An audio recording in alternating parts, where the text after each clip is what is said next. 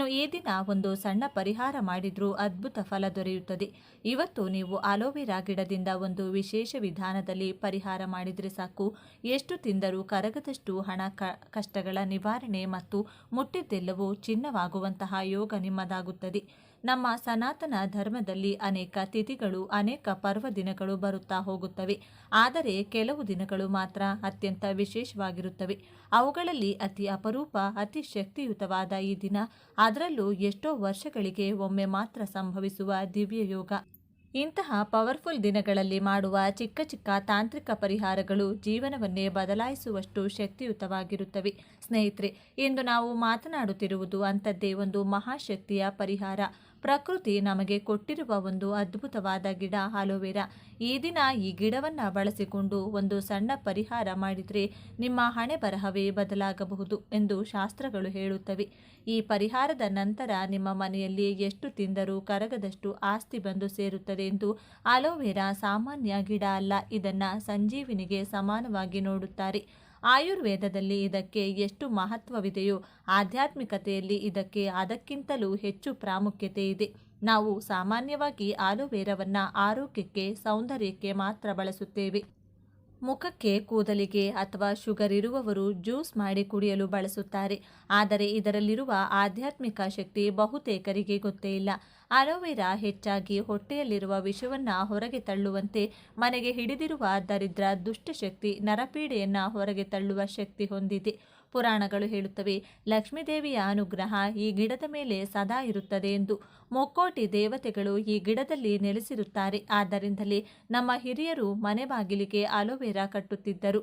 ಏಕೆಂದರೆ ಈ ಗಿಡಕ್ಕೆ ಹಣವನ್ನು ಆಕರ್ಷಿಸುವ ಅದ್ಭುತ ಶಕ್ತಿ ಇದೆ. ಮ್ಯಾಗ್ನೆಟ್ ಕಬ್ಬಿಣವನ್ನು ಆಕರ್ಷಿಸುವಂತೆ ಅಲೋವೆರಾ ಗಿಡ ಹಣ, ಐಶ್ವರ್ಯ, ಸಂಪತ್ತನ್ನು ಆಕರ್ಷಿಸುತ್ತದೆ. ಜೊತೆಗೆ ನರದೃಷ್ಟಿ, ನರಪೀಡೆಯನ್ನು ಕೂಡ ಹೊಡೆದು ಓಡಿಸುವ ಶಕ್ತಿ ಇದೆ. ಇಷ್ಟೊಂದು ಶಕ್ತಿಯುತವಾದ ಗಿಡವನ್ನು ಇಷ್ಟೇ ಶಕ್ತಿಯುತವಾದ ದಿನದಲ್ಲಿ ಬಳಸಿದರೆ ಏನಾಗುತ್ತದೆ, ಅದೇ ಈಗ ನಾವು ತಿಳಿದುಕೊಳ್ಳೋದು. ಆದರೆ ಅದಕ್ಕೂ ಮೊದಲು ನೀವಿನ್ನು ನಮ್ಮ ಚಾನಲ್ನ ಸಬ್ಸ್ಕ್ರೈಬ್ ಮಾಡಿಲ್ಲ ಅಂದರೆ ಈಗಲೇ ಸಬ್ಸ್ಕ್ರೈಬ್ ಮಾಡಿ. ವಿಡಿಯೋ ಇಷ್ಟ ಆದರೆ ಒಂದು ಲೈಕ್ ಕೊಡೋದನ್ನು ಮರಿಬೇಡಿ. ಎಲ್ಲರೂ ಭಕ್ತಿಯಿಂದ ಓಂ ಶ್ರೀ ಮಹಾಲಕ್ಷ್ಮಿ ನಮಃ ಅಂತ ಕಮೆಂಟ್ ಮಾಡಿ. ಸ್ನೇಹಿತರೆ, 100 ವರ್ಷಗಳ ನಂತರ ಬರುವ ಈ ದಿನ ನಿಮ್ಮ ಜೀವನ, ನಿಮ್ಮ ಹಣೆ ಬರಹ ಎಲ್ಲವನ್ನ ಬದಲಾಯಿಸುವ ಶಕ್ತಿ ಹೊಂದಿದೆ. ಆದ್ದರಿಂದ ಈ ವಿಡಿಯೋವನ್ನು ಒಂದು ಕ್ಷಣವೂ ಸ್ಕಿಪ್ ಮಾಡದೆ ಪೂರ್ತಿಯಾಗಿ ನೋಡಿ. ನೀವು ಸ್ಕಿಪ್ ಮಾಡುವ ಆ ಒಂದು ನಿಮಿಷ ನಿಮ್ಮ ಜೀವನ ಬದಲಾಯಿಸುವ ಒಂದು ದೊಡ್ಡ ರಹಸ್ಯವನ್ನು ನಿಮ್ಮಿಂದ ದೂರ ಮಾಡಬಹುದು. ಅದೃಷ್ಟದ ಬಾಗಿಲು ತಟ್ಟುವಾಗ ನಿರ್ಲಕ್ಷ್ಯ ಮಾಡಬೇಡಿ. ನಿಮ್ಮ ಕುಟುಂಬ ಆರೋಗ್ಯವಾಗಿ, ಸಂತೋಷವಾಗಿ, ಐಶ್ವರ್ಯವಾಗಿ ಬದುಕಲು ಈ ವಿಡಿಯೋದಲ್ಲಿರುವ ಪ್ರತಿಯೊಂದು ವಿಷಯವನ್ನು ಶ್ರದ್ಧೆಯಿಂದ ಕೇಳಿಸಿಕೊಳ್ಳಿ. ಸ್ನೇಹಿತರೆ, ದೃಷ್ಟಿದೋಷ ನಿವಾರಣೆಗೆ ಇದು ಅತ್ಯಂತ ಪವರ್ಫುಲ್ ದಿನವಾಗಿದೆ. ಸಾಮಾನ್ಯವಾಗಿ ನಮ್ಮ ಜೀವನದಲ್ಲಿ ಕೆಲಸಗಳು ನಿಂತು ಹೋಗುವುದು, ಮನೆಯಲ್ಲಿ ಯಾವಾಗಲೂ ಗಲಾಟೆಗಳು ನಡೆಯುವುದು, ಹಣ ಕೈಯಲ್ಲಿ ಉಳಿಯದೆ ಹೋಗುವುದು, ಇವೆಲ್ಲಕ್ಕೂ ಮುಖ್ಯ ಕಾರಣ ನರದೃಷ್ಟಿ ಎಂದು ಶಾಸ್ತ್ರಗಳು ಹೇಳುತ್ತವೆ.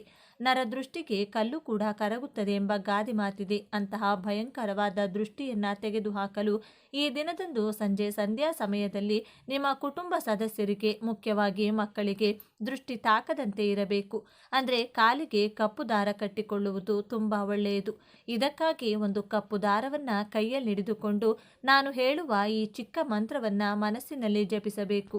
ಓಂ ಲಂ ಲಂ ಲಂ, ಓಂ ಲಂ ಲಂ ಲಂ, ದೃಷ್ಟಿ ನಿವಾರಯಾಮಿ, ದೃಷ್ಟಿ ನಿವಾರಯಾಮಿ. ಇದೇ ಆ ಮಂತ್ರ. ಇಲ್ಲಿ ಲಂ ಎನ್ನುವುದು ಒಂದು ಬೀಜಾಕ್ಷರ. ಇದು ಭೂತತ್ವವನ್ನು ಸೂಚಿಸುತ್ತದೆ ಮತ್ತು ರಕ್ಷಣೆಯ ಶಕ್ತಿಯನ್ನು ಕೊಡುತ್ತದೆ.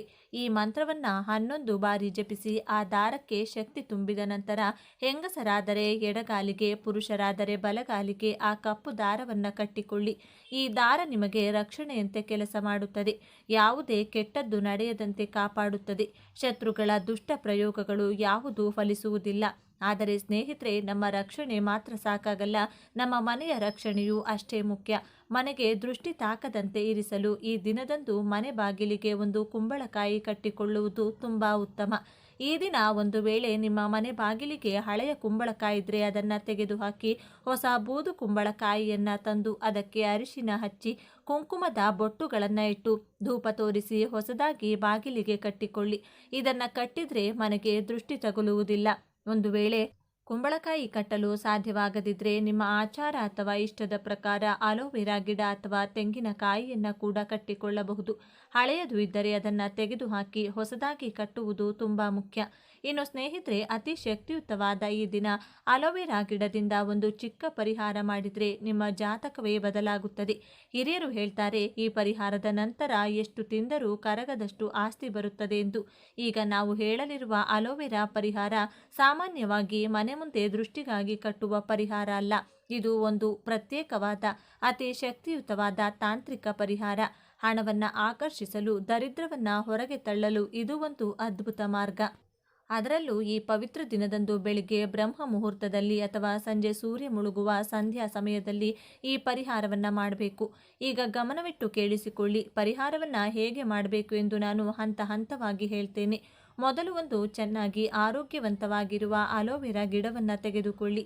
ಗಿಡವನ್ನು ಎಲ್ಲಿಂದ ತಂದಿದ್ದೀರಿ ಎಂಬುದು ಮುಖ್ಯವಲ್ಲ, ಆದರೆ ಆ ಗಿಡ ಎಷ್ಟು ಜೀವಶಕ್ತಿಯಿಂದ ತುಂಬಿದೆ ಅದೇ ತುಂಬ ಮುಖ್ಯ. ಗಿಡ ಬಾಡಿದಂತೆ ಇರಬಾರದು. ಹಸಿರು ಬಣ್ಣದಲ್ಲಿ ಪಳಪಳ ಹೊಳೆಯುತ್ತಾ ನೋಡಿದ ತಕ್ಷಣ ಪಾಸಿಟಿವ್ ಎನರ್ಜಿ ಕೊಡಬೇಕು. ಗಿಡವನ್ನು ಬೇರಿನ ಸಮೇತ ತೆಗೆದುಕೊಳ್ಳಿ. ಬೇರಿನ ಸಮೇತ ತೆಗೆದುಕೊಂಡ ನಂತರ ಮೊದಲು ಅದನ್ನು ಶುದ್ಧ ನೀರಿನಿಂದ ಚೆನ್ನಾಗಿ ತೊಳೆಯಿರಿ. ಗಿಡದ ಮೇಲೆ ಇರುವ ಧೂಳು, ಮಣ್ಣು, ಮಲಿನತೆ ಎಲ್ಲವೂ ಸಂಪೂರ್ಣವಾಗಿ ಹೋಗುವವರೆಗೂ ಸ್ವಚ್ಛಗೊಳಿಸುವುದು ಬಹಳ ಮುಖ್ಯ. ಶುದ್ಧತೆ ಇದ್ದಾಗಲೇ ಶಕ್ತಿ ಸರಿಯಾಗಿ ಕೆಲಸ ಮಾಡುತ್ತದೆ. ಇದಾದ ನಂತರ ಆ ಅಲೋವೆರಾ ಗಿಡಕ್ಕೆ ಪೂರ್ಣವಾಗಿ ಅರಿಶಿನ ಹಚ್ಚಬೇಕು. ಅರಿಶಿನ ದೇವಿಗೆ ಅತ್ಯಂತ ಪ್ರಿಯವಾದದ್ದು. ಇದು ಕ್ರಿಮಿನಾಶಕದಂತೆ ಕೆಲಸ ಮಾಡುವುದರ ಜೊತೆಗೆ ಮಂಗಳಕರ ಶಕ್ತಿಯನ್ನು ಆಕರ್ಷಿಸುತ್ತದೆ. ಹಸಿರು ಅಲೋವೆರಾ ಗಿಡದ ಮೇಲೆ ಅರಿಶಿನದ ಹಳದಿ ಬಣ್ಣ ಬೆರೆತಾಗ ಅಲ್ಲಿ ಒಂದು ಅದ್ಭುತವಾದ ದೈವಿಕ ಕಾಂತಿ ಮೂಡುತ್ತದೆ. ಈಗ ಕುಂಕುಮವನ್ನು ತೆಗೆದುಕೊಳ್ಳಿ. ಅಲೋವೆರಾ ಗಿಡದ ಮೇಲೆ ಅಲ್ಲಲ್ಲಿ ಬೊಟ್ಟುಗಳನ್ನು ಇಡಿ.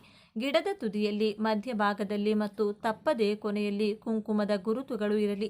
ಆ ರೀತಿ ಈ ಅಲೋವೆರಾ ಗಿಡವನ್ನು ಒಂದು ದೇವತಾ ಮೂರ್ತಿಯಂತೆ ಸಿದ್ಧಪಡಿಸಿಕೊಳ್ಳಿ. ಇದೀಗ ಒಂದು ಹೊಸ ಕೆಂಪು ಬಟ್ಟೆಯನ್ನು ತೆಗೆದುಕೊಳ್ಳಿ. ಬಳಸಿರದ ಹೊಸ ಕೆಂಪು ಬಣ್ಣದ ರವಿಕೆ ಬಟ್ಟೆ ಇದಕ್ಕೆ ಅತ್ಯಂತ ಸೂಕ್ತ. ಕೆಂಪು ಬಣ್ಣ ಶಕ್ತಿ, ಯಶಸ್ಸು ಮತ್ತು ಐಶ್ವರ್ಯವನ್ನು ಸೂಚಿಸುತ್ತದೆ. ಈ ಕೆಂಪು ಬಟ್ಟೆಯ ಮಧ್ಯದಲ್ಲಿ ನಾವು ಸಿದ್ಧಪಡಿಸಿದ ಅಲೋವೆರಾ ಗಿಡವನ್ನು ಇರಿಸಿ. ಇಲ್ಲಿಯೇ ಸ್ನೇಹಿತರೆ ಒಂದು ಬಹಳ ಮುಖ್ಯವಾದ ರಹಸ್ಯ ಇದೆ. ಸಾಮಾನ್ಯವಾಗಿ ನಾವು ಬಾಗಿಲಿಗೆ ಅಲೋವೆರಾ ಗಿಡವನ್ನು ಕಟ್ಟಿದರೆ ಅದು ಕೇವಲ ದೃಷ್ಟಿಯನ್ನು ಮಾತ್ರ ನಿವಾರಿಸುತ್ತದೆ. ಆದರೆ ನಾವೀಗ ಮಾಡುತ್ತಿರುವುದು ಕೇವಲ ದೃಷ್ಟಿ ನಿವಾರಣೆಯಲ್ಲ, ಇದು ಐಶ್ವರ್ಯ ಪ್ರಾಪ್ತಿಯ ಪರಿಹಾರ. ನಮಗೆ ಹಣ ಬೇಕು, ಕರಗದ ಐಶ್ವರ್ಯ ಬೇಕು, ಎಲ್ಲ ಕಷ್ಟಗಳಿಂದ ಮುಕ್ತಿಯಾಗಬೇಕು. ಅದಕ್ಕಾಗಿ ಕೆಂಪು ಬಟ್ಟೆಯೊಳಗೆ ಕೆಲವು ಪವಿತ್ರವಾದ ವಸ್ತುಗಳನ್ನು ನಾವು ಸೇರಿಸಲಿದ್ದೇವೆ. ಮೊದಲಿಗೆ ಅಲೋವೆರಾ ಗಿಡದ ಮೇಲೆ ಒಂದು ಅರಿಶಿನ ಕೊಂಬನ್ನು ಇರಿಸಿ. ಆ ಅರಿಶಿನ ಕೊಂಬಿಗೆ ಅರಿಶಿನದ ದಾರವನ್ನು ಸುತ್ತಿರಿಸಬೇಕು. ಅರಿಶಿನ ಕುಂಕುಮ ಜ್ಯೋತಿಷ್ಯ ಶಾಸ್ತ್ರದ ಪ್ರಕಾರ ಗುರುಗ್ರಹಕ್ಕೆ ಸಂಕೇತ. ಗುರುಗ್ರಹದ ಅನುಗ್ರಹ ಇದ್ದಾಗಲೇ ಮನುಷ್ಯನಿಗೆ ಸಂಪತ್ತು, ಹೆಸರು, ಕೀರ್ತಿ ದೊರೆಯುತ್ತದೆ. ಅದೇ ರೀತಿ ಅರಿಶಿನ ಕೊಂಬು ಚಿನ್ನಕ್ಕೆ ಪ್ರತಿರೂಪ. ಇದಾದ ನಂತರ ಅದರ ಪಕ್ಕದಲ್ಲಿ ₹1 ನಾಣ್ಯವನ್ನು ಇರಿಸಿ. ನಾವು ಹಣವನ್ನು ಧನಲಕ್ಷ್ಮಿಯ ಪ್ರತಿರೂಪವೆಂದು ಭಾವಿಸುತ್ತೇವೆ. ಚಿಲ್ಲರೆ ನಾಣ್ಯದ ಶಬ್ದ ಎಲ್ಲಿ ಕೇಳಿಸುತ್ತದೋ ಅಲ್ಲಿ ಲಕ್ಷ್ಮೀದೇವಿ ಶಾಶ್ವತವಾಗಿ ನೆಲೆಸುತ್ತಾಳೆ ಎಂದು ಹಿರಿಯರು ಹೇಳುತ್ತಾರೆ. ಹಾಗಾಗಿ ಈ ಪರಿಹಾರದಲ್ಲಿ ₹1 ನಾಣ್ಯಕ್ಕೆ ಅಷ್ಟೊಂದು ಪ್ರಾಮುಖ್ಯತೆ ಇದೆ. ಇವುಗಳ ಜೊತೆಗೆ ಇನ್ನೊಂದು ಅತಿ ಶಕ್ತಿಯುತವಾದ ವಸ್ತು. ಇದನ್ನು ಲಕ್ಷ್ಮೀದೇವಿಯ ಸಹೋದರಿ ಎಂದು ಕರೆಯುತ್ತಾರೆ. ಅದೇ ಕವಡೆ. 3 ಲಕ್ಷ್ಮಿ ಕವಡೆಗಳನ್ನು ಆ ಕೆಂಪು ಬಟ್ಟೆಯೊಳಗೆ ಇರಿಸಿ. ಲಕ್ಷ್ಮೀದೇವಿಗೆ ಕವಡೆಗಳೆಂದರೆ ಅಪಾರ ಪ್ರೀತಿ. ಕವಡೆಗಳು ಇರುವ ಸ್ಥಳದಲ್ಲಿ ಐಶ್ವರ್ಯ ವೃದ್ಧಿಯಾಗುತ್ತದೆ ಎಂದು ಶಾಸ್ತ್ರಗಳು ಹೇಳುತ್ತವೆ. ಈಗ ಸ್ನೇಹಿತರೆ ಒಮ್ಮೆ ಗಮನಿಸಿ. ಕೆಂಪು ಬಟ್ಟೆಯೊಳಗೆ ಇರುವ ವಸ್ತುಗಳು: ಒಂದು ಅಲೋವೆರಾ ಗಿಡ, ಒಂದು ಅರಿಶಿನ ಕೊಂಬು, 3 ಕವಡೆಗಳು ಮತ್ತು ₹1 ನಾಣ್ಯ. ಈಗ ಈ ಬಟ್ಟೆಯನ್ನು ಜಾಗ್ರತೆಯಿಂದ ಗಂಟು ಹಾಕಿ ಕಟ್ಟಬೇಕು. ಒಳಗಿರುವ ಯಾವ ವಸ್ತುವು ಕೆಳಗೆ ಬೀಳದಂತೆ ಬಿಗಿಯಾಗಿ ಗಂಟು ಹಾಕುವುದು ಬಹಳ ಮುಖ್ಯ. ಈ ರೀತಿ ಗಂಟು ಹಾಕಿದ ನಂತರ ಇದು ಇನ್ನೂ ಈ ಒಂದು ಸಾಮಾನ್ಯ ಗಂಟಲ್ಲ. ಈಗ ಇದಕ್ಕೆ ಒಂದು ದೈವಿಕ ಮುದ್ರೆಯನ್ನು ನಾವು ಹಾಕಬೇಕಾಗಿದೆ. ಆ ದೈವಿಕ ಮುದ್ರೆ ಇನ್ನೇನೂ ಅಲ್ಲ, ಕಲಿಯುಗದ ದೈವ ಶ್ರೀ ವೆಂಕಟೇಶ್ವರನ 3 ನಾಮಗಳು. ಈ 3 ನಾಮಗಳನ್ನು ಸ್ವಚ್ಛವಾದ ಗಂಧದಿಂದ ಗಂಟಿನ ಮೇಲೆ ಬರೆಯಬೇಕು. ನೀವು ಈ ನಾಮಗಳನ್ನು ಬರೆಯುವ ಕ್ಷಣದಿಂದಲೇ ಆ ಗಂಟಿಗೆ ಅನಂತ ರಕ್ಷಣೆಯ ಶಕ್ತಿ ಸೇರುತ್ತದೆ. ವೆಂಕಟೇಶ್ವರನ ಅನುಗ್ರಹ ಆ ಗಂಟಿನೊಳಗೆ ನೆಲೆಸುತ್ತದೆ. ಇದೀಗ ಈ ಪವಿತ್ರವಾದ ಗಂಟು ಪೂರ್ಣವಾಗಿ ಸಿದ್ಧವಾಗಿದೆ. ಈಗ ಸ್ನೇಹಿತರೆ, ಇದನ್ನು ನಿಮ್ಮ ಮನೆಯ ಮುಖ್ಯ ದ್ವಾರದ ಅಥವಾ ಸಿಂಹದ್ವಾರದ ಮೇಲೆ ಕಟ್ಟಬೇಕಾಗಿದೆ. ಬಾಗಿಲಿನ ಮಧ್ಯಭಾಗದಲ್ಲಿ ಅಥವಾ ಮನೆಯೊಳಗೆ ಬರುವವರಿಗೆ ಸ್ಪಷ್ಟವಾಗಿ ಕಾಣುವಂತೆ ಬಾಗಿಲಿನ ಎಡ ಅಥವಾ ಬಲಭಾಗದಲ್ಲಿ ಗಟ್ಟಿಯಾಗಿ ಕಟ್ಟಿಬಿಡಿ. ಇದನ್ನು ಕಟ್ಟಿದ ಕ್ಷಣದಿಂದಲೇ ನಿಮ್ಮ ಮನೆಯೊಳಗೆ ಪ್ರವೇಶಿಸಲು ಯತ್ನಿಸುವ ಎಲ್ಲ ನೆಗೆಟಿವ್ ಎನರ್ಜಿ ಬಾಗಿಲಿನ ಹೊರಗಡೆಯಲ್ಲೇ ನಿಂತು ಬಿಡುತ್ತದೆ. ಆದರೆ ಇಲ್ಲೊಂದು ಬಹಳ ಮುಖ್ಯವಾದ ವಿಷಯ ಇದೆ. ಗಂಟು ಕಟ್ಟಿದ ತಕ್ಷಣ ಎಲ್ಲವೂ ಮುಗಿದು ಹೋಯಿತು ಎಂದು ನಿರ್ಲಕ್ಷ್ಯ ಮಾಡಬಾರದು. ಇನ್ನೊಂದು ಅತ್ಯಂತ ಮುಖ್ಯವಾದ ಹಂತ ಇನ್ನು ಬಾಕಿ ಇದೆ ಸ್ನೇಹಿತರೆ. ಇದು ಈಗ ಒಂದು ಶಕ್ತಿಯುತವಾದ ವಸ್ತುವಾಗಿದೆ. ಇದಕ್ಕೆ ಯಾವುದೇ ತರಹದ ಕೆಟ್ಟ ಶಕ್ತಿಗಳ ಪ್ರಭಾವ ಬೀರುವಂತಾಗಬಾರದು. ಅದಕ್ಕಾಗಿ ಗಂಟು ಕಟ್ಟಿದ ತಕ್ಷಣ ಇದಕ್ಕೆ ದೃಷ್ಟಿ ತೆಗೆದು ಹಾಕಬೇಕು. ದೃಷ್ಟಿ ತೆಗೆದು ಹಾಕಲು ನಿಮ್ಮ ಎಡಗೈಯಲ್ಲಿ ಸ್ವಲ್ಪ ಕಲ್ಲುಪ್ಪನ್ನು ತೆಗೆದುಕೊಳ್ಳಿ. ನಿಮ್ಮೆಲ್ಲರಿಗೂ ಗೊತ್ತಿದೆ, ಕಲ್ಲುಪ್ಪಿಗೆ ನೆಗೆಟಿವ್ ಎನರ್ಜಿ ಎಳೆಯುವ ಶಕ್ತಿ ಇದೆ ಎಂದು. ಈಗ ಎಡಗೈಯಲ್ಲಿ ಉಪ್ಪನ್ನು ಹಿಡಿದುಕೊಂಡು ಬಾಗಿಲಿಗೆ ಕಟ್ಟಿರುವ ಆ ಗಂಟಿನ ಸುತ್ತ ಎಡಗಡೆಯಿಂದ 3 ಬಾರಿ ಮತ್ತು ಬಲಗಡೆಯಿಂದ 3 ಬಾರಿ ನಿಧಾನವಾಗಿ ಸುತ್ತಿ ದೃಷ್ಟಿ ತೆಗೆದು ಹಾಕಿ. ಈ ರೀತಿ ದೃಷ್ಟಿ ತೆಗೆದಾಗ ಆ ಗಂಟಿನೊಳಗೆ ಇರುವ ಪ್ರತಿಯೊಂದು ವಸ್ತುವಿನ ಶಕ್ತಿ ಜಾಗೃತಗೊಳ್ಳುತ್ತದೆ.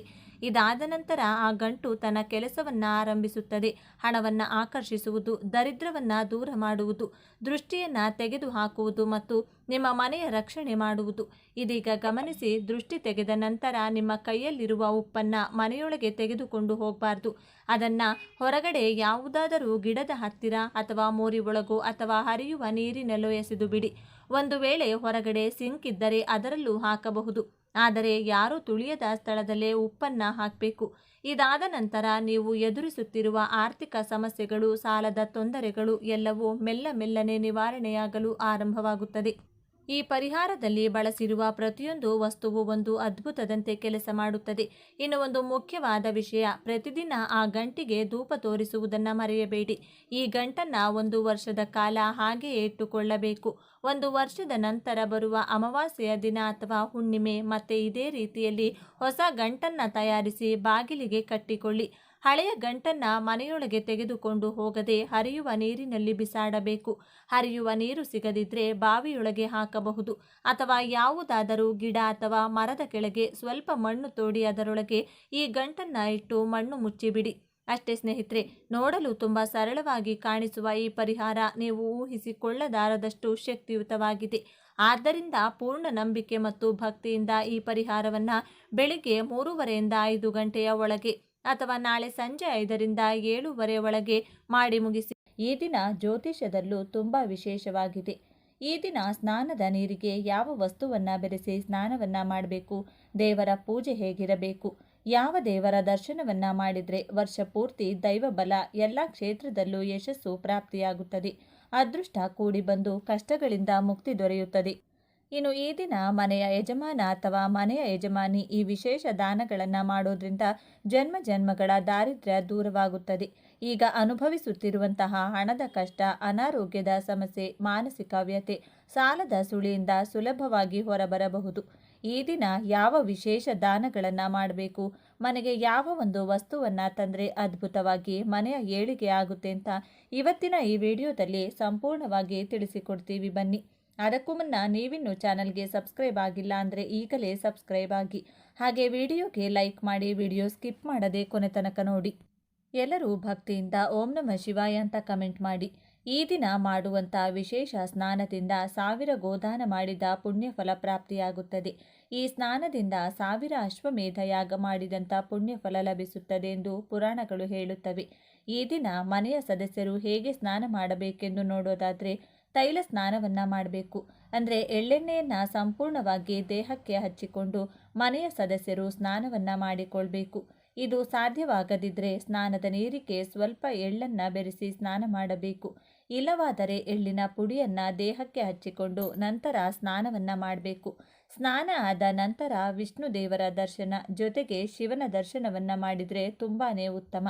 ಈ ದಿನ ಯಾವ ದೇವರನ್ನು ಕೂಡ ನೋಡಲು ಸಾಧ್ಯವಾಗಲಿಲ್ಲವೆಂದು ಲಿಂಗಸ್ವರೂಪಿ ಶಿವನ ದರ್ಶನ ಮಾಡಿದರೆ ಎಲ್ಲ ಪಾಪಗಳಿಂದ ಮುಕ್ತಿ ದೊರೆಯುತ್ತದೆ. ಈ ದಿನ ಶಿವನಿಗೆ ತುಪ್ಪದಲ್ಲಿ ಮನೆಯಲ್ಲಿ ಮಾಡಿದ ತುಪ್ಪದಿಂದ ಅಭಿಷೇಕವನ್ನು ಮಾಡಿಕೊಳ್ಬೇಕು ಅಥವಾ ಶಿವಾಲಯದಲ್ಲಿ ರುದ್ರಾಭಿಷೇಕವನ್ನು ಮಾಡಿಸಬೇಕು. ಕಮಲದ ಪುಷ್ಪವನ್ನು ಶಿವನಿಗೆ ಭಕ್ತಿಯಿಂದ ಅರ್ಪಿಸಬೇಕು. ಇದರಿಂದ ಮನಸ್ಸಿನ ಕೋರಿಕೆಗಳು ಶೀಘ್ರವಾಗಿ ನೆರವೇರುತ್ತವೆ. ಕಬ್ಬಿನ ಹಾಲನ್ನು ಬಳಸಿ ಶಿವನಿಗೆ ಅಭಿಷೇಕವನ್ನ ಮಾಡಿಸಿದರೂ ಕೂಡ ತುಂಬ ಉತ್ತಮ ಫಲಗಳ ಪ್ರಾಪ್ತಿಯಾಗುತ್ತದೆ. ಹಾಲಿಗೆ ಬಿಳಿ ಎಳ್ಳು ಹಾಗೂ ಸಕ್ಕರೆಯನ್ನು ಬೆರೆಸಿ ಮನೆಯ ಸದಸ್ಯರು ಸೇವಿಸಿದರೆ ತುಂಬ ಒಳ್ಳೆಯದು. ಇದರಿಂದ ವರ್ಷ ಪೂರ್ತಿ ಗ್ರಹದೋಷಗಳು ಕುಟುಂಬದ ಸದಸ್ಯರಿಗೆ ಉಂಟಾಗುವುದಿಲ್ಲ. ಈ ದಿನ ದಾನ ಮಾಡುವಾಗ ನಿಮ್ಮ ಮನೆ ದೇವರನ್ನ ನೆನೆದು ತಪ್ಪದೆ ದಾನವನ್ನ ಮಾಡಬೇಕು. ವಿಷ್ಣು ದೇವರಿಗೆ ಸಂಬಂಧಪಟ್ಟಂತ ಮನೆ ದೇವರಿದ್ರೆ ವಿಷ್ಣು ಹೆಸರನ್ನ ಹೇಳಿ ವಿಶೇಷವಾಗಿ ದಾನ ಮಾಡಿ. ಶಿವ ಮನೆಯ ದೇವರಾಗಿದ್ರೆ ಶಿವನ ಹೆಸರನ್ನ ಹೇಳಿ ದಾನಗಳನ್ನು ಮಾಡಿ. ಒಂದು ಪಾತ್ರೆಯಲ್ಲಿ ಎಳ್ಳನ್ನ ಹಾಕಿ ದಾನ ಮಾಡುವುದು.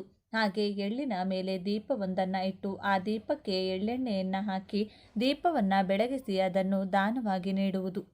ಎರಡೂ ಸಾಧ್ಯವಾಗದಿದ್ದರೆ ಎಳ್ಳೆಣ್ಣೆಯನ್ನೇ ದಾನವಾಗಿ ನೀಡಬಹುದು. ಈ ದಿನ ಮಾಡುವ ದಾನಗಳಿಂದ ಎಲ್ಲ ಜನ್ಮದಲ್ಲೂ ದಾನ ಮಾಡಿದಂಥ ಫಲಗಳನ್ನು ಸಾಕ್ಷಾತ್ ಸೂರ್ಯ ದೇವನು ನೀಡುತ್ತಾನಂತೆ. ಈ ದಿನ ಅನ್ನದಾನವನ್ನು ಮಾಡಿದರೆ ತುಂಬ ಶ್ರೇಷ್ಠ ಫಲಗಳು ಪ್ರಾಪ್ತಿಯಾಗುತ್ತದೆ. ಈ ದಿನ ಒಬ್ಬರಿಗೆ ಅನ್ನದಾನವನ್ನು ಮಾಡಿದರೆ ಸಾಕು, 1,00,000 ಜನರಿಗೆ ಅನ್ನದಾನ ಮಾಡಿದಂಥ ಅಖಂಡ ಪುಣ್ಯ ಫಲ ದೊರಕುತ್ತದೆ. ಈ ದಿನ ಗೋಮಾತೆಯ ಪೂಜೆಯನ್ನು ಮಾಡಿಕೊಳ್ಬೇಕು. ಗೋಮಾತೆಗೆ ಅರಿಶಿನವನ್ನು ಹಚ್ಚಿ ಹಸುವಿನ ಬಾಲವನ್ನು ಸ್ಪರ್ಶ ಮಾಡಿ ನಮಸ್ಕಾರ ಮಾಡಿಕೊಂಡು 3 ಪ್ರದಕ್ಷಿಣೆಯನ್ನು ಮಾಡಿಕೊಳ್ಳಬೇಕು. ದೇವರಿಗೆ ಎಂದು ಮಾಡಿದಂಥ ಪ್ರಸಾದವನ್ನೇ ಗೋಮಾತೆಗೂ ಎಳ್ಳು ಬೆಲ್ಲದೊಂದಿಗೆ ತಿನ್ನಿಸಿ ಬರಬೇಕು. ಸಕಲ ದೇವತೆಗಳ ಅನುಗ್ರಹ ಇದರಿಂದ ಪ್ರಾಪ್ತಿಯಾಗುತ್ತದೆ. ಮನೆಯ ಸದಸ್ಯರು ಸೂರ್ಯ ಗಾಯತ್ರಿ ಮಂತ್ರವನ್ನು ಸಾಧ್ಯವಾದಷ್ಟು ಬಾರಿ ಹೇಳಿಕೊಳ್ಳಿ. ಸೂರ್ಯದೇವರ ಅನುಗ್ರಹದ ಜೊತೆಗೆ ಮಹಾಲಕ್ಷ್ಮೀ ದೇವಿಯ ಅನುಗ್ರಹ ಕೂಡ ಪ್ರಾಪ್ತಿಯಾಗುತ್ತದೆ.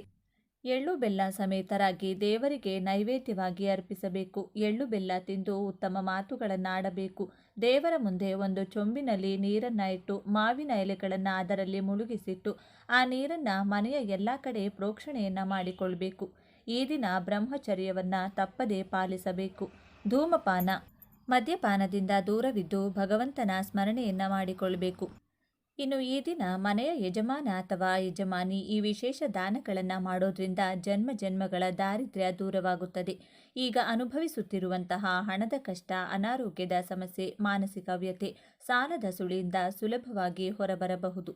ಈ ದಿನ ಯಾವ ವಿಶೇಷ ದಾನಗಳನ್ನು ಮಾಡಬೇಕು, ಮನೆಗೆ ಯಾವ ಒಂದು ವಸ್ತುವನ್ನು ತಂದರೆ ಅದ್ಭುತವಾಗಿ ಮನೆಯ ಏಳಿಗೆ ಆಗುತ್ತೆ ಅಂತ ಇವತ್ತಿನ ಈ ವಿಡಿಯೋದಲ್ಲಿ ಸಂಪೂರ್ಣವಾಗಿ ತಿಳಿಸಿಕೊಡ್ತೀವಿ ಬನ್ನಿ. ಮನೆಯ ಯಜಮಾನ ಈ ದಿನ ಮಾಡಬೇಕಾದಂಥ ದಾನಗಳಲ್ಲಿ ಮೊದಲ ದಾನ ಯಾವುದೆಂದರೆ ಅದು ಮೊಸರಿನ ದಾನ. ಮೊಸರನ್ನು ಯಾರು ಈ ದಿನ ದಾನ ಮಾಡುತ್ತಾರೋ ಅವರ ದಾರಿದ್ರ್ಯ ದೋಷಗಳೆಲ್ಲ ದೂರವಾಗುತ್ತದೆ. ದಾರಿದ್ರ್ಯ ಎನ್ನುವುದು ಇನ್ಯಾವುದೇ ಜನ್ಮದಲ್ಲೂ ಬರುವುದಿಲ್ಲ ಎಂದು ಶಾಸ್ತ್ರ ಹೇಳುತ್ತದೆ. ಹಣಕಾಸಿನ ಸಂಕಷ್ಟ ದೂರವಾಗುತ್ತದೆ. ಈ ಮೊಸರಿನ ದಾನದ ಬಗ್ಗೆ ಒಂದು ವಿಶೇಷ ಕಥೆ ಇದೆ. ದ್ರೋಣಾಚಾರ್ಯರ ಪತ್ನಿ ಹೆಸರು ಕೃಪೆ. ಇವರಿಬ್ಬರು ದಂಪತಿಗಳು ಅನೇಕ ಕಷ್ಟಗಳಿಂದ ಬಳಲುತ್ತಿರುತ್ತಾರೆ. ಇದನ್ನು ನೋಡಿದಂತಹ ದೂರ್ವಾಸ ಮುನಿಗಳು ದ್ರೋಣಾಚಾರ್ಯರ ಪತ್ನಿಯಾದ ಕೃಪೆಗೆ ಒಂದು ಸಲಹೆಯನ್ನು ನೀಡುತ್ತಾರೆ.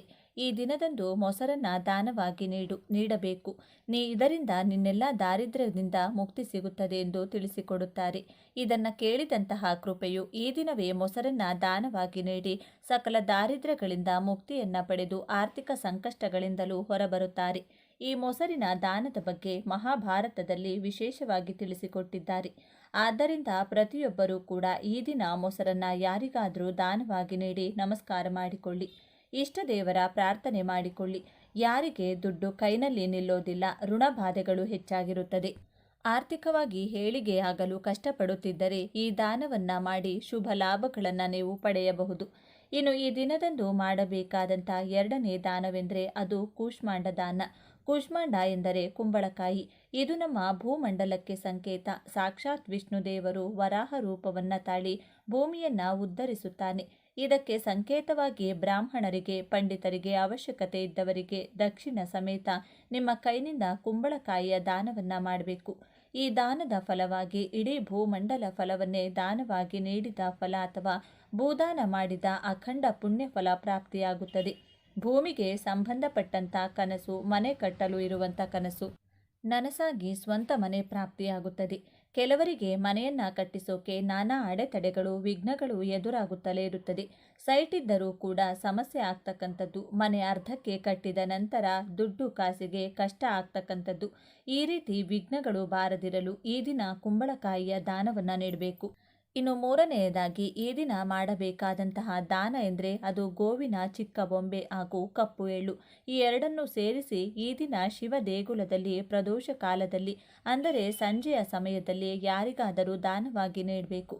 ಇದರಿಂದ ಗ್ರಹಗಳ ಅನುಕೂಲತೆ ಅಥವಾ ಗ್ರಹಗಳ ಶಾಂತಿಯಾಗುತ್ತದೆ. ಎಷ್ಟೋ ಜನರಿಗೆ ಜಾತಕ ದೋಷಗಳಿಂದ ಗ್ರಹ ದೋಷಗಳಿಂದ ಸರಿಯಾದ ಕೆಲಸ ಸಿಗೋದಿಲ್ಲ.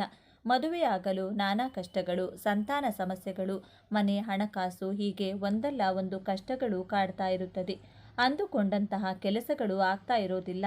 ಯಶಸ್ಸು ತೀರಾ ಕಡಿಮೆ ಇರುತ್ತದೆ. ಅಂಥವರು ಸಂಜೆ ಸಮಯದಲ್ಲಿ ಗೋಮಾತೆಯ ಚಿಕ್ಕ ವಿಗ್ರಹ ಅಥವಾ ಮಣ್ಣಿನ ಬೊಂಬೆಯ ಜೊತೆಗೆ 1 ಕೆಜಿಯಷ್ಟು ಕಪ್ಪು ಎಳ್ಳನ್ನು ಸೇರಿಸಿ ದಾನವಾಗಿ ನೀಡಬೇಕು.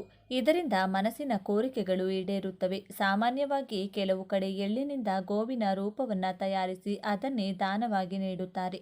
ಆದರೆ ಎಲ್ಲರಿಗೂ ಈ ರೀತಿಯಾದಂತಹ ಎಳ್ಳಿನಿಂದ ಗೋಮಾತೆಯ ಬೊಂಬೆ ದಾನ ಮಾಡಲು ಸಾಧ್ಯವಾಗುವುದಿಲ್ಲ. ಆದ್ದರಿಂದ ಗೋವಿನ ಬೊಂಬೆಯ ಜೊತೆಗೆ ಕಪ್ಪು ಎಳ್ಳನ್ನು ದಾನವಾಗಿ ನೀಡಬೇಕು. ಈ ದಾನಗಳ ಜೊತೆಗೆ ಅನ್ನದಾನ ಆಗಿರಬಹುದು, ಧಾನ್ಯಗಳ ದಾನ ಆಗಿರಬಹುದು, ಪಾದರಕ್ಷೆಯ ದಾನ, ಛತ್ರಿಯ ದಾನ, ಮಜ್ಜಿಗೆಯ ದಾನವನ್ನು ಮಾಡಿದರೆ ಸಮಸ್ತ ಪುಣ್ಯ ಫಲಗಳು ಪ್ರಾಪ್ತಿಯಾಗುತ್ತದೆ. ಈ ದಾನಗಳ ಜೊತೆಗೆ ಗೋಮಾತೆಗೆ ಸಿಹಿ ಜೊತೆ ನಿಮ್ಮ ಮನೆಯ ಎಳ್ಳು ಬೆಲ್ಲವನ್ನು ಸ್ವಲ್ಪ ಬೆರೆಸಿ ನಿಮ್ಮ ಕೈನಿಂದ ತಿನ್ನಿಸಿ 3 ಪ್ರದಕ್ಷಿಣೆಯನ್ನು ಮಾಡಿ ನಮಸ್ಕಾರ ಮಾಡಿಕೊಳ್ಬೇಕು. ಗೋಮಾತೆಯು ನಿಂತ ಜಾಗದಿಂದ ಅಥವಾ ಒಂದು ಪಾದದ ಕೆಳಗೆ ಇರುವಂಥ ಮಣ್ಣನ್ನು ಸ್ವಲ್ಪ ಮನೆಗೆ ತರಬೇಕು. ಮನೆಗೆ ತಂದಂತಹ ಆ ಒಂದು ಮಣ್ಣನ್ನು ಒಂದು ಹಳದಿ ಬಟ್ಟೆಗೆ ಅಥವಾ ಬಿಳಿಯ ಬಟ್ಟೆಗೆ ಕಟ್ಟಿ ದೇವರ ಕೋಣೆಯಲ್ಲಿಟ್ಟು ಪ್ರತಿನಿತ್ಯ ಪೂಜಿಸುತ್ತಾ ಬರಬೇಕು. ಇದರಿಂದ ಮನೆಯಲ್ಲಿನ ಎಲ್ಲ ದೃಷ್ಟಿ ದೋಷಗಳು, ದಾರಿದ್ರ್ಯ ದೋಷಗಳು ದೂರವಾಗಿ ಮನೆಯ ಅಭಿವೃದ್ಧಿಯಾಗುತ್ತದೆ. ದೇವಾನುದೇವತೆಗಳ ಅನುಗ್ರಹದಿಂದ ಇಡೀ ಕುಟುಂಬದ ಏಳಿಗೆಯಿಂದ ಸುಖ, ಸಂತೋಷ, ನೆಮ್ಮದಿ ಮನೆಯಲ್ಲಿ ನೆಲೆಸುತ್ತದೆ. ನೋಡಿದ್ರಲ್ಲ, ಈ ದಿನ ಯಾವ ವಿಶೇಷ ದಾನಗಳನ್ನು ಮಾಡಬೇಕು, ಗೋಮಾತೆಗೆ ಯಾವ ವಿಧವಾಗಿ ಪೂಜೆಯನ್ನು ಮಾಡಬೇಕು ಅಂತ ಇವತ್ತಿನ ಈ ವಿಡಿಯೋದಲ್ಲಿ ತಿಳಿಸುತ್ತೇನೆ. ಈ ದಿನ ತುಳಸಿ ಗಿಡದ ಬುಡದಲ್ಲಿ ಈ ವಸ್ತುವನ್ನು ಬಚ್ಚಿಟ್ರೆ ಅಖಂಡ ಐಶ್ವರ್ಯ ನಿಮ್ಮದಾಗುತ್ತದೆ. ಮನೆಗೆ ಲಕ್ಷ್ಮೀನಾರಾಯಣರ ಅನುಗ್ರಹದಿಂದ ದೈವ ಎಲೆಗಳ ಚಮತ್ಕಾರ ಆಗಿ ನಿಮಗಿರುವ ಸಾಲದ ಸಮಸ್ಯೆ, ಹಣದ ಕಷ್ಟ, ಮಾನಸಿಕ ಅಶಾಂತಿ, ನಿರುದ್ಯೋಗ, ನಷ್ಟ, ಕಷ್ಟಗಳು ದೂರವಾಗಲು ಯಾವ ಪರಿಹಾರವನ್ನು ಪಾಲಿಸಬೇಕು, ಮನಸ್ಸಿನ ಕೋರಿಕೆಗಳು ನೆರವೇರಲು ಯಾವ ವಿಧಿವಿಧಾನಗಳನ್ನು ಅನುಸರಿಸಬೇಕೆಂದು ಇವತ್ತಿನ ವಿಡಿಯೋದಲ್ಲಿ ಸಂಪೂರ್ಣವಾಗಿ ತಿಳಿಸಿಕೊಡ್ತೀವಿ ಬನ್ನಿ. ಈ ದಿನ ಈ ಕೆಲಸಗಳನ್ನು ಮಾಡಿದರೆ ಸರ್ವ ವಿಧವಾದ ಪಾಪಕರ್ಮಗಳು ಕಳೆದು ಪಿತೃಗಳ ಕೃಪೆಗೆ ಪಾತ್ರರಾಗಬಹುದು. ಈ ದಿನ ಯಾವ ವಿಶೇಷ ದೀಪವನ್ನು ಬೆಳಗಿಸಬೇಕು, ಎಳ್ಳಿನಿಂದ ಯಾವ ಕೆಲಸವನ್ನು ಮಾಡಬೇಕು, ಮನೆ ಒರೆಸ್ತಕ್ಕಂಥ ನೀರಿಗೆ ಯಾವ ವಸ್ತುಗಳನ್ನು ಬೆರೆಸಿ ಒರೆಸಬೇಕು ಅಂತ ಇವತ್ತಿನ ಈ ವಿಡಿಯೋದಲ್ಲಿ ಸಂಪೂರ್ಣವಾಗಿ ತಿಳಿಸಿಕೊಡ್ತೀನಿ. ಅದಕ್ಕೂ ಮುನ್ನ ನೀವಿನ್ನು ಚಾನಲ್ಗೆ ಸಬ್ಸ್ಕ್ರೈಬ್ ಆಗಿಲ್ಲ ಅಂದರೆ ಈಗಲೇ ಸಬ್ಸ್ಕ್ರೈಬ್ ಆಗಿ, ಹಾಗೆ ವಿಡಿಯೋಗೆ ಲೈಕ್ ಮಾಡಿ, ವಿಡಿಯೋ ಸ್ಕಿಪ್ ಮಾಡದೆ ಕೊನೆ ತನಕ ನೋಡಿ. ಎಲ್ಲರೂ ಭಕ್ತಿಯಿಂದ ಓಂ ಶ್ರೀ ಮಹಾಲಕ್ಷ್ಮಿ ನಮಃ ಅಂತ ಕಮೆಂಟ್ ಮಾಡಿ. ಈ ದಿನದಂದು ಪವಿತ್ರ ನದಿಗಳಲ್ಲಿ ಸಾಕ್ಷಾತ್ ಗಂಗಾ ಮಾತೆ ಹಾಗೂ ವರುಣ ದೇವರು, ಮುಕ್ಕೋಟಿ ದೇವಾನುದೇವತೆಗಳ ಸಾನ್ನಿಧ್ಯವಿರುತ್ತದೆ. ಈ ದಿನದಂದು ಎಳ್ಳನ್ನು ಬಳಸಿಕೊಂಡು ತರ್ಪಣ ನೀಡಿದರೆ ಪಿತೃಗಳ ಅನುಗ್ರಹದಿಂದ 21 ವಿಧವಾದ ಪಿತೃದೋಷಗಳು, ಪಿತೃಶಾಪಗಳು ದೂರವಾಗಿ ಪಿತೃಗಳ ಕೃಪೆ ಇಡೀ ಕುಟುಂಬಕ್ಕೆ, ನಿಮ್ಮ ವಂಶಕ್ಕೆ ಪ್ರಾಪ್ತಿಯಾಗುತ್ತದೆ.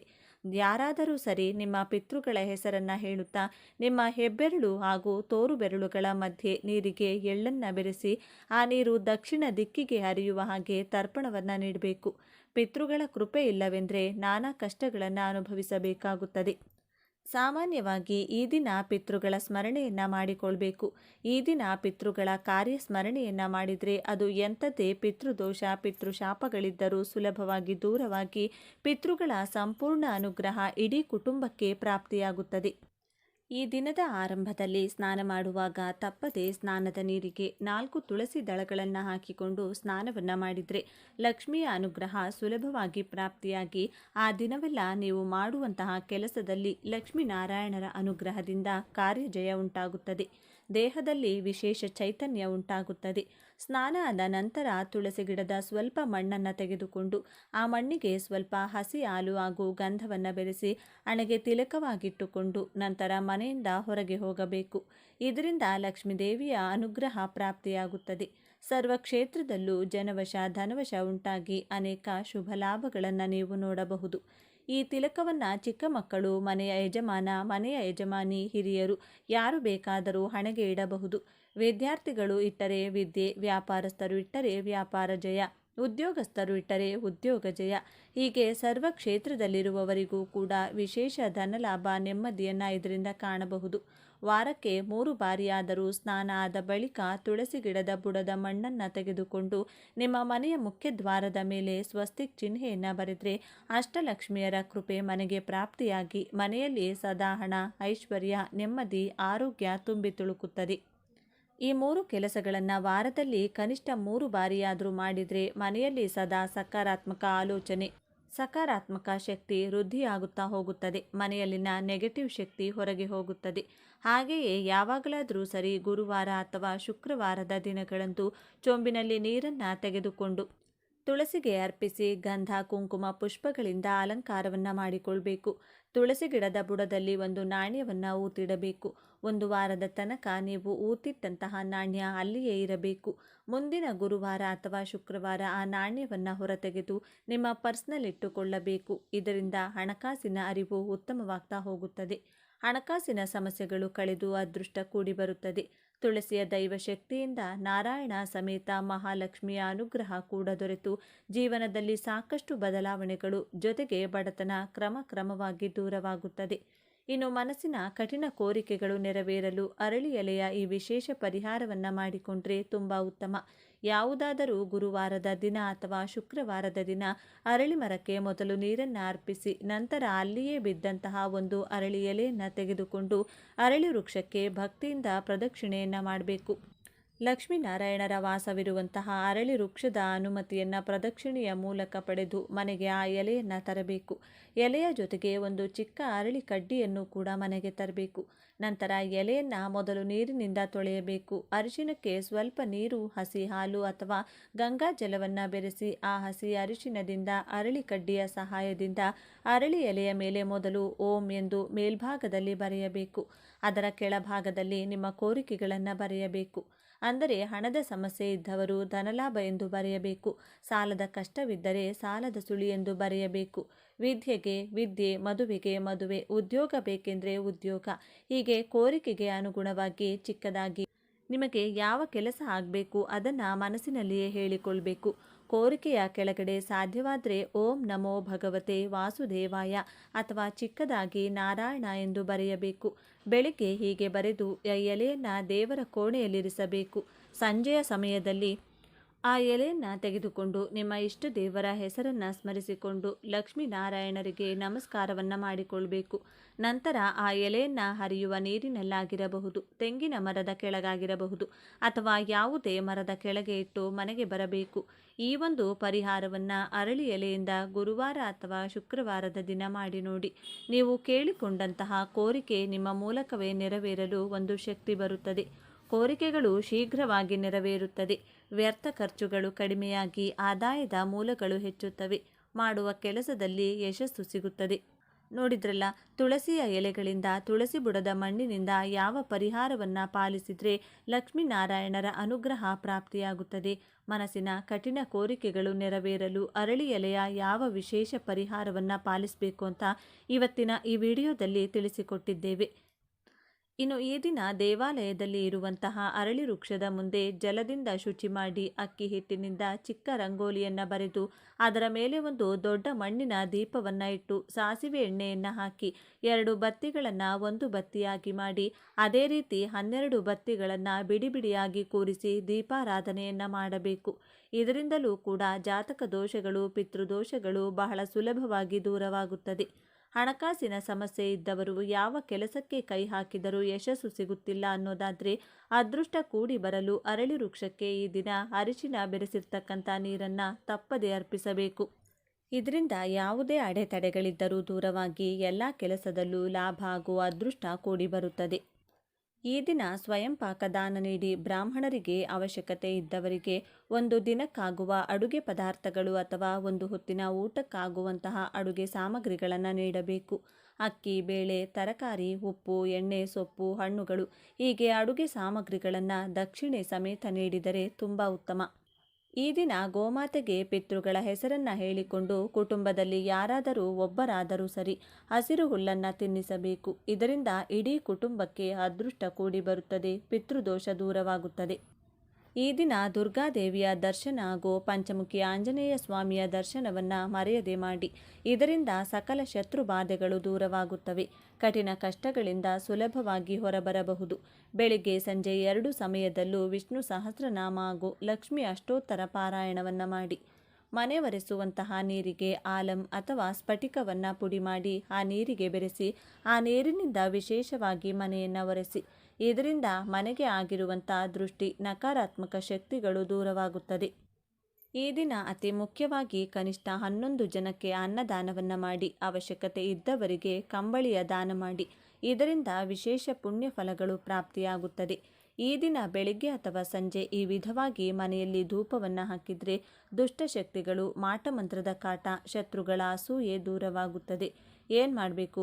ಒಂದು ಚಿಕ್ಕ ತೆಂಗಿನಕಾಯಿಯ ಕಂಠವನ್ನು ಸುಟ್ಟು ಆ ಕೆಂಡಕ್ಕೆ ಬಿಳಿ ಮೆಣಸು ಕಾಳುಗಳನ್ನು ಸ್ವಲ್ಪ ಕಪ್ಪು ಹಿತ್ತಲು ಪುಡಿ ಮಾಡಿ ಒಂದು ಬಿರಿಯಾನಿ ಎಲೆ ಹಾಕಿ ಸುಡಬೇಕು. ಅದರ ಹೊಗೆಯನ್ನು ಮನೆಯ ಎಲ್ಲ ಮೂಲೆ ಮೂಲೆಗೂ ತೋರಿಸಬೇಕು. ಇದರಿಂದ ಮನೆಯಲ್ಲಿರುವಂತಹ ಎಲ್ಲ ದೃಷ್ಟಿ, ಕೆಟ್ಟ ಶಕ್ತಿಗಳು ದೂರವಾಗುತ್ತದೆ. ಮನೆಯ ಸದಸ್ಯರಿಗೆ ಇರುವಂತಹ ದುಃಖ, ಕಷ್ಟ, ಕಣ್ಣೀರು, ಅನಾರೋಗ್ಯದ ಸಮಸ್ಯೆಗಳು ಕೂಡ ದೂರವಾಗುತ್ತದೆ. ಈ ದಿನ ಮನೆಗೆ ಯಾರು ಬಂದರೂ ಕೂಡ ಅಥವಾ ಮನೆಯ ಮುಂದೆ ಯಾರು ಹಸಿವು ಅಂತ ಬಂದರೂ ಕೂಡ ಅವರನ್ನು ಖಾಲಿ ಕೈನಲ್ಲಿ ಕಳಿಸಬಾರದು. ಆದಷ್ಟು ಈ ದಿನ ಅನ್ನದಾನವನ್ನು ಮಾಡಿ ಪುಣ್ಯ ಫಲವನ್ನು ನೀವು ಪಡೆಯಬಹುದು. ಈ ವಿಡಿಯೋ ನಿಮಗೆ ತಲುಪಿದ್ದು ಆಕಸ್ಮಿಕವಲ್ಲ. ಇದು ನಿಮ್ಮ ಇಷ್ಟ ದೇವರು ನಿಮಗೆ ನೀಡುತ್ತಿರುವ ಸ್ಪಷ್ಟ ಸಂದೇಶ. ಈ ಅದ್ಭುತ ಸಮಯವನ್ನು ಸದುಪಯೋಗಪಡಿಸಿಕೊಳ್ಳಿ. ನಿಮ್ಮ ಜೀವನದ ಹೊಸ ಅಧ್ಯಾಯ ತಯಾರಾಗಿದೆ. ನಿಮ್ಮ ನಂಬಿಕೆಯ ಸಂಕೇತವಾಗಿ ನಿಮ್ಮ ಜೀವನ ಬದಲಾಗಬೇಕು ಎನ್ನುವ ಸಂಕಲ್ಪದೊಂದಿಗೆ ತಪ್ಪದೆ ನಿಮ್ಮ ಕುಲದೇವರ ಅಥವಾ ನಿಮ್ಮ ಇಷ್ಟ ದೇವರ ಹೆಸರನ್ನು ಕಮೆಂಟ್ ಮಾಡಿ ಅಥವಾ ಜೈ ಶನಿದೇವ ಎಂದು ಬರೆಯಿರಿ. ಆ ಭಗವಂತನು ನಿಮ್ಮನ್ನು ಸದಾ ಕಾಪಾಡಲಿ. ಸರ್ವೇ ಜನ ಸುಖಿನೋ ಭವಂತು. ಇದೇ ತರಹದ ಜ್ಯೋತಿಷ್ಯಕ್ಕೆ ಸಂಬಂಧಪಟ್ಟಂಥ ವಿಡಿಯೋ ನೋಡಲು ನಮ್ಮ ಚಾನಲ್ಗೆ ಸಬ್ಸ್ಕ್ರೈಬ್ ಆಗಿ. ಈ ವಿಡಿಯೋಗೆ ಲೈಕ್ ಮಾಡಿ, ಶೇರ್ ಮಾಡಿ. ಧನ್ಯವಾದಗಳು.